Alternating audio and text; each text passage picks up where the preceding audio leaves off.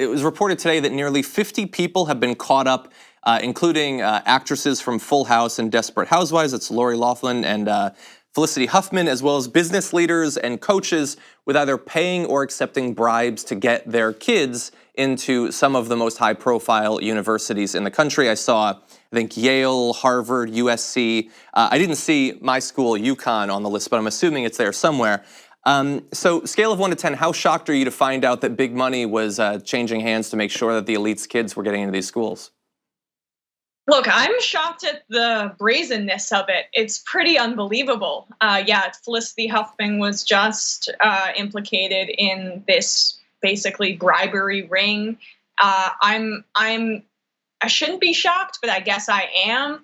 Maybe I'm just naive. I obviously know that meritocracy is a massive myth, and that if you have a lot of money and you're a legacy, your chances of getting into these schools are infinitely better. I mean, coming from the Northeast, I know, just put a lacrosse stick in a rich kid's hand and they'll be on their way to Harvard.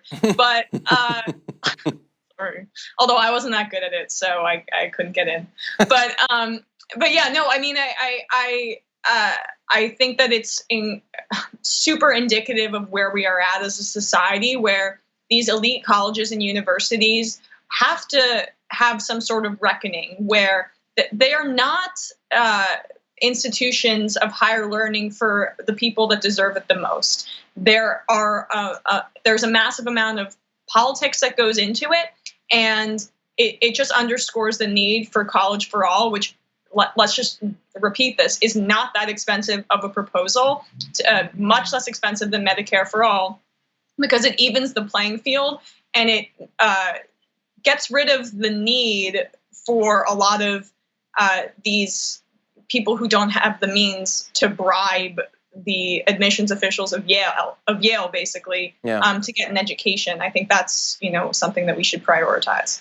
Yeah, and like I was reading an article from back in, I think, 2016 talking about how Jared Kushner's father had donated like hundreds of millions or more, and he was going to get accepted into a great school. That look, if he was going to get in there legitimately without it, you'd probably save your money, I would imagine. And look, some of these kids maybe could have gotten in. Some of them might have done well once they got in, but some of them didn't. And they took the spot of someone else who might not have had the connections and the money. And so one of the things I've seen talked about on social media after the story came out was some of these people who did the bribing, perfectly good liberals in general, but it showcases the philosophy where they hypothetically want to change the world so long as their world doesn't have to change. They want everyone to be lifted up, but just not if it squeezes out their kid. There's like limits to their charity in philosophy, if not in financial matters. Well, that's kind of the philosophy around charter schools, right? Where it's like, let's sap money from everyone else for this special kid to get this grant, to go to this charter school. So their taxpayer dollars don't go to lifting up all of the boats in that specific area. That's a flawed philosophy in my view, and it's just kind of part and parcel of the issue that we're seeing here.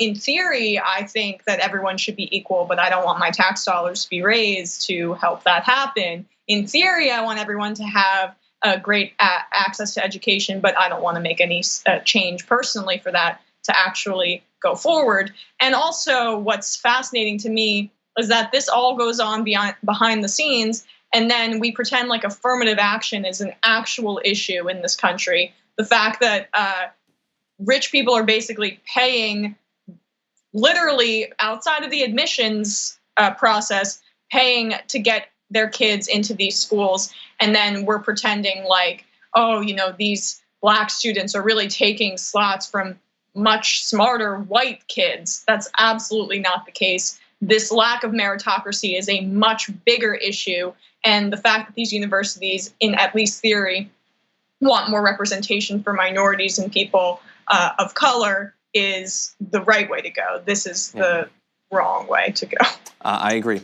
Emma Vigeland of Rebel HQ. Emma, thank you as always for coming on the show. Thanks so much, John. Thank you very much for watching this clip from The Damage Report. If you liked it, don't forget to subscribe to this channel and ring the bell on YouTube to get notifications of our new videos. And of course, you can catch the full Damage Report live every weekday at 1 p.m. Eastern, 10 a.m. Pacific on TYT Network on YouTube TV.